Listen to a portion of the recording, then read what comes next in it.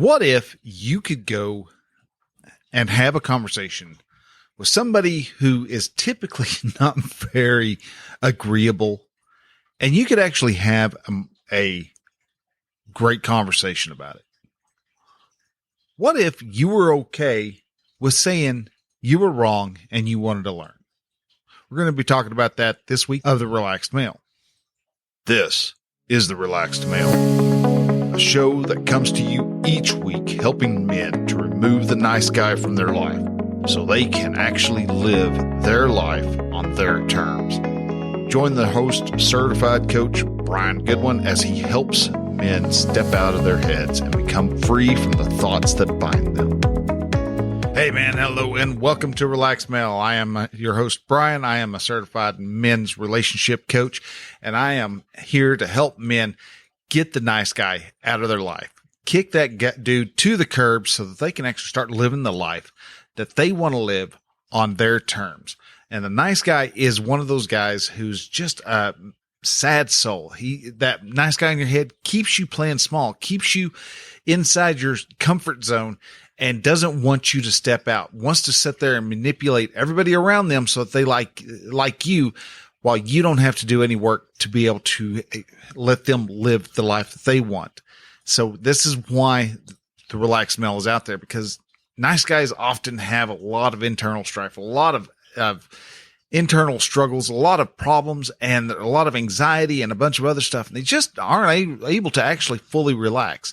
And so getting the nice guy out of your life, living life on your terms, gives you the opportunity and the ability to actually sit back, breathe, relax, and look back and see how great life is, how great your efforts that you're making are. And so this is where I come in, and with this podcast, and I want to be able to help folks to be able to make life the best and live life to the fullest and find that fulfillment that you need in your life. And one of the ways that a lot of men run into problems is when it comes to arguments, comes to just discussions and other issues that where you want to be able to make sure that you're right. And we hold on to ourselves so much, wanting to say, hey, I know I'm right. This is the way it needs to be. This is how you need to be to do stuff. And what happens when you start trying to force your will upon others? You know you're right. You know this is how your son needs to behave. This is how you know that your wife needs to be. This is what your wife wants to do, but you don't think it's right. So you're telling her what is right and what is wrong.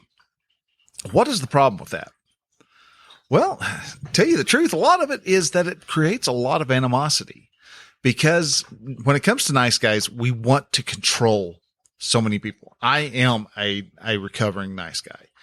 I did so many things thinking that I needed to have so many different actions and so many different tactics and covert contracts in my life to try to get people to either A, like me, so I thought I might be able to have some influence over their life, and B, I was doing so many things trying to coerce my wife and my kids into what I wanted them to do, that I wasn't ever able to actually spend time to really live my life. I spent the last 20 plus years trying to manipulate my family, having a lot of issues with that, having a lot of problems with that, having a lot of strife, a lot of heartache, a lot of anger, resentment that was filled, until I realized, dude, just let it go. And realize that I don't have to be actually right.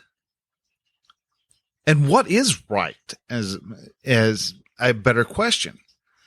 When it comes to what we want to have in our life, what we want to be able to see, what outcomes we want to have, a lot of times we will have fights, have arguments, have very deep discussions, and not the type of deep discussions that are productive, but these are just deep, gouging, almost biting, insulting fights that we'll end up having with some folks.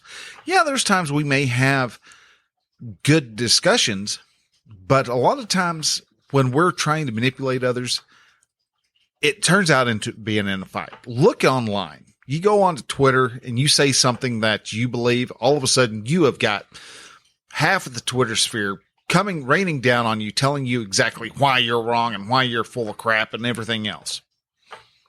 You can do the same over on Facebook. And so many times I've actually, for the longest time, took joy in poking the bear. I was very trollish in many different ways, going into like, divorce groups here recently. And they want to say that their husband is a narcissist or their wife is a narcissist. And just to jump in with that, they want to be so right. And I would just test them like, well, what do you mean by a narcissist?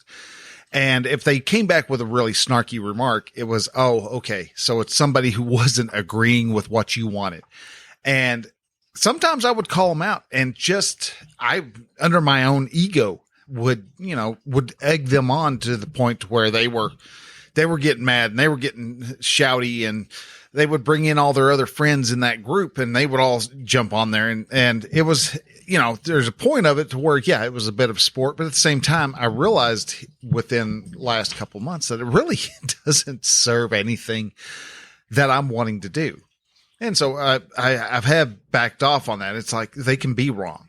If they want to think that their husband's a narcissist, that's fine. Let them think that their husband's a narcissist. They want to think that their wife is a narcissist. Fine. They can think that what if I am wrong? Is actually the question that I was brought up through some internal coaching. What if I'm wrong? What if I was wrong about what is best for my son? What if I was wrong with thinking I knew what was best for the marriage? What if I was wrong with how I thought the boss should be running his business? What if you were wrong on any of those and more? You kind of see where I'm going with that. We want to be right in so many different ways, especially nice guys. We want to be right because when we're right, we believe, hey, then that means that we are going to be, we're going to be liked more. And actually, that's not the case. When we are right, we're actually limiting other people's ability to contribute to the team. If we have to be right and everybody has to do it our way, there's not much teamwork going on in a company. If we do something and we come out to be wrong, that is where a lot of the nice guy anxiety just comes to bubbling up to the top. It's like, oh my God, I got it wrong. The boss, and all of a sudden we start having these lines of thought errors, just boom, boom, boom, boom, boom, boom, boom, just rapid fire off in the brain. Oh God, the coworkers are going to hate me now because I got it wrong. The boss is going to hate me. The owner of the company is going to kick me is going to fire me. I'm going to be demoted. I'm going to wind up being just the delivery boy in the mail room. I've lost it all. I've blown my reputation and my career all in one fair swoop because I got it wrong. No. What if you're okay with being wrong? What would happen if you were actually okay with being wrong? What would be okay? What would happen if you're a conservative and you have just a nut bar socialist on the opposite side of you at a table, spouting all his thoughts? What if you decided that you wanted to see what he had to say? What would happen with that? We want to make sure that we are safe. And the best way to be safe is thinking that we are the people who actually can be right. We want to be the go-to person. And sorry, but for nice guys, being the go-to person may sound like it's a great idea, but it is a lot more work than what is actually needed to be done. And when you're insistent on being right, you often come across as a as viewing a bit tyrannical, actually. And so when you're taking the ability for other people to actually have a choice and to actually contribute to the group, you're not helping matters at all. So we're not helping matters at all. We're being bullies by trying to smile people or enforcing people into liking us.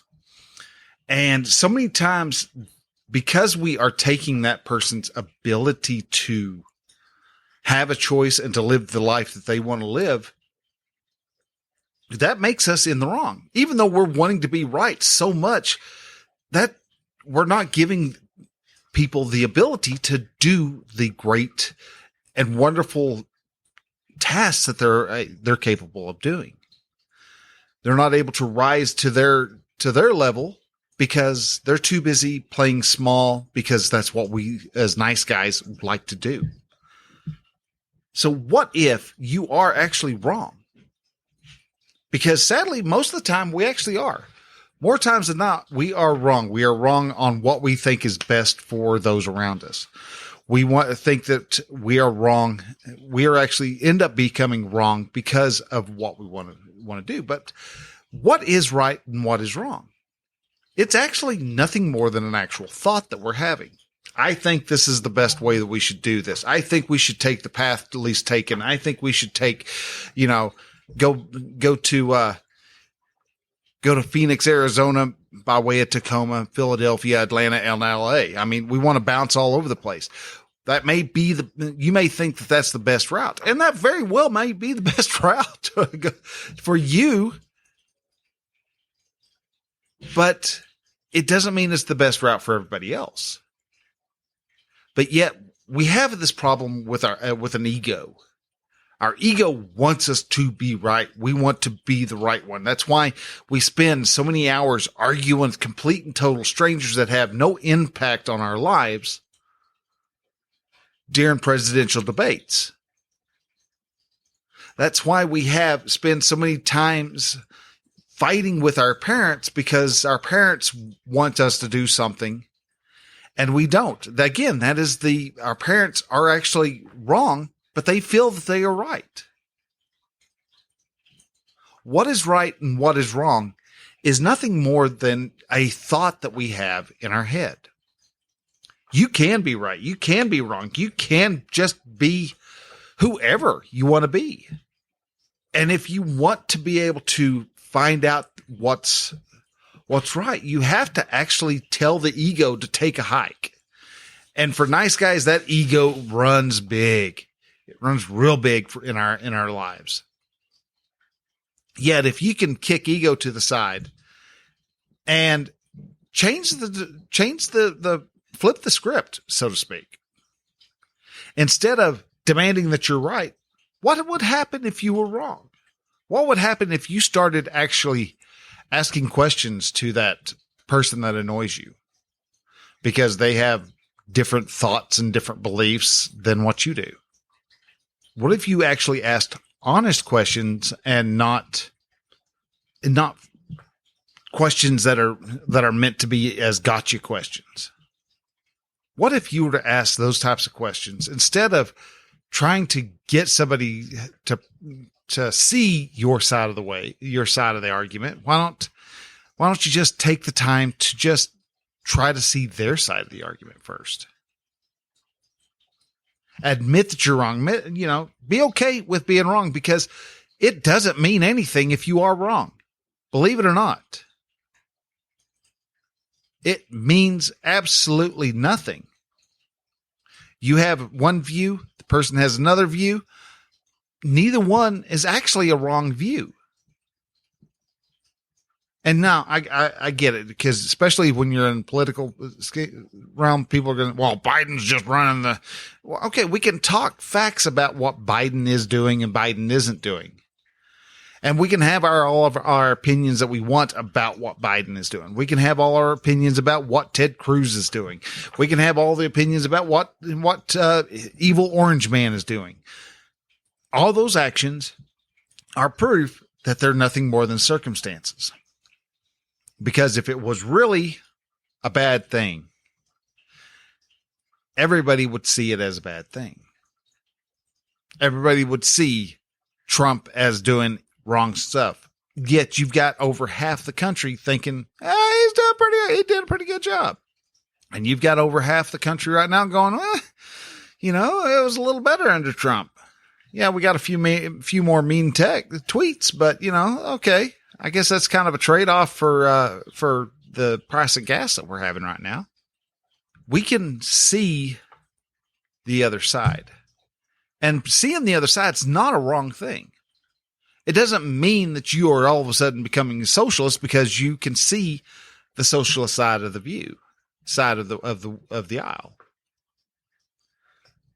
You're seeing where they're coming from, why they think that.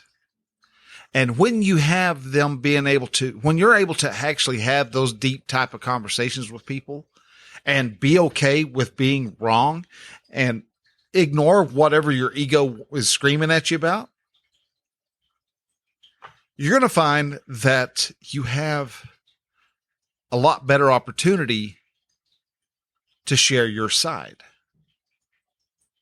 It's a matter of respect. If you can respect the other person enough to where you ask them questions and you get to really dive deep into why they think what they think, instead of sitting there trying to figure out, well, okay, what are they saying wrong so I can jump on them about that? Or I can, what are they going to say that I can prove to them that there's a flaw in their thinking? No, just accept what they say as their facts, as their truths, as their thoughts. Accept those thoughts as their thoughts. And you can look at those thoughts and go, okay, well, my opinion is that it's kind of the wrong way to get there, but that is a way to get to there. Socialists want to try, the left wants to try to make sure that I'm making this sound very political just because that is such a huge example, such an extreme these days. But you can see, if you can sit there and understand why the left does what they do and actually truly understand why the individual left, not the left as a collective, not the right as a collective, but as the left as an individual person. If you're able to listen and understand where they come from, why they think they need to question the different pronouns that they want to make up or the different genders that they want to have. If you were to actually sit down and talk to them and understand where they're coming from on that, you might find that they're not quite as radical as you want to believe. And if you are able to get into that, build a reputation with them where you are somebody who listens, the law of reciprocity is going to kick in and they're going to invariably want to listen to what you have to say. Eventually they will get tired of talking and want to know your side of the view. And they will start asking you a lot of the same questions where you can answer honestly. Don't throw out straw man arguments that have nothing to do with the topic at hand, but lay down the facts of what your beliefs are. And y'all can actually start to come to an understanding. Y'all can actually start even liking each other, which is really weird, all because you decided you were wrong. So how do you do this? Well, the key of everything is to use curiosity as a tool. The opposite of fear is love. But to get to love, you have to use curiosity. You have to start getting seriously curious about the person you're talking to. Dale Carnegie talks a lot about how to win friends and influence people. And one of the things he talks about is actually ask questions. You can sit there all night, barely say a word, and let the other person talk, because people love to talk about themselves. And if you just ask questions to keep them going, they think you are one of the greatest conversationalists ever to be around. Stephen Covey of the 7 Habits of Highly Effective People says, seek first to understand before seeking to be understood. Reach out to the people. Admit, you don't have to be all humble and all that, but you can look at the world as, what if I'm wrong? What if what I believe isn't true? Doesn't mean that you are or you aren't. It's just, what if? That great and wonderful question of what if? How would you show up to to somebody who you knew or who you suspected? Let's not say we knew, no, because we honestly don't. But if you suspected them to be of an opposite ideology as to what you want, what if you stopped and listened to what that other person actually had to say? How would you show up to them? How would you present to them the questions in an honest way? How would you show up if you actually showed that person real respect? Oh, well, they don't show me any respect. Well, it doesn't matter whether they show you respect. Can you respect them? Believe it or not, so many times when it comes to respect, we have one person standing, you have the westbound sneetch and the eastbound sneetch standing nose to nose, waiting for the other one to concede so they can both get on. When in all reality, just have to step to the side just a little bit. You could actually even step around each other and be able to carry on. But no, we want so many times with our ego, we come nose to nose and just boom. We want to we want to be just a couple of dogs with a glass window, glass door in between us. You've seen those videos where dogs are just going at each other and you think they're fixing to rip each other open. All of a sudden the door opens. Like, oh, hey dude, what's going on? You chill? Yeah. Okay. I'm cool too. Yeah. All right. Well, I'm going to come over here. If you were to show up to a conversation without the pretense that you had to be right, what would that mean to you? What would, if you were wrong, what would that mean to you? Look at and understand what those discussions, what those topics, what those possibilities could mean. What if you got deeply curious and you asked seriously curious questions? What if you were actually able to build a meaningful relationship with that person? You didn't have to agree with anything that they have politically speaking, but you allowed them to be, the loony liberal, the radical right, the ultra MAGA, whatever you want to call it. You could be that and still be respectable to the other people. You don't have to be right. You can be wrong, because even if somebody else thinks that they won, that doesn't necessarily mean that you've lost, because they're just operating on the thoughts that they have for that time and period. They're just going off the thoughts and the reactions of their world that they have at that time. Your thoughts and your reactions are yours. There's many times where people thought that they won the argument because they blocked you on Twitter. Do they really? Well, in my book, no. That's kind of the battle. Who can block who first? Because blocking a person doesn't mean anything. It just means you don't want to talk to them no more. Some people want to make it mean, hey, I won the argument, while the other person's going, I just really don't care to talk to that person anymore. It's not going to go anywhere. Well, no argument is actually going to go anywhere. And that's one of the things about, especially with political discussions. When people just go instantly head to head, boom, ram into each other, thinking that they're going to force somebody to change their mind. You're not going to force anybody.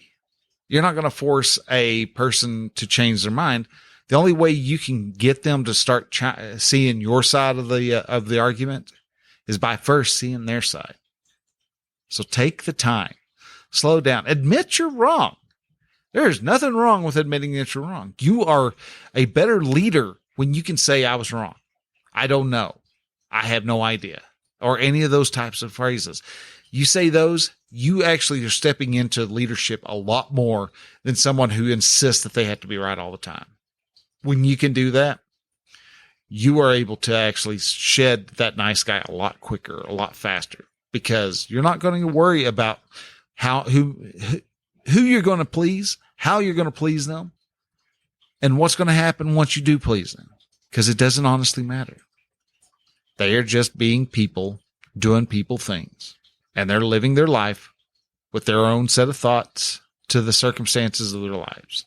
The same as what you're doing. Circumstances will change minute to minute, day to day, year to year. How you react to those is all within your control, and you can do it. Because it doesn't matter how many facts you have in your arsenal. If the other person's not hearing them, you're wrong. So you have to be able to let their guard down enough to be able to hear you. To be able to give them a chance to let their guard down, you've got to be able to admit that you're wrong. So you can be wrong, and that's okay. Be wrong. Celebrate the facts when you're wrong, because that makes you a better person down the road. If you're having trouble with that, if you're having trouble where you are wanting to have deeper conversations with your wife, but there's things like how you raise the kids that are really just getting in the way, and you want to change that, then come over, talk to me. You can go to relaxedmail.com/contact, and you can shoot an email or message over to me that way, or go to relaxedmail.com/coach or coaching and leave a message there. I'd love to reach out. We can set up a consult time, and we can find out, hey, are we going to be a good fit? And if I am, then great. We can help get the nice guy out of your life so that you can actually live the life that you want to live. So, men, with that, I want to thank you very much for listening. We'll talk to you a bit later. See you next week. Till then, bye.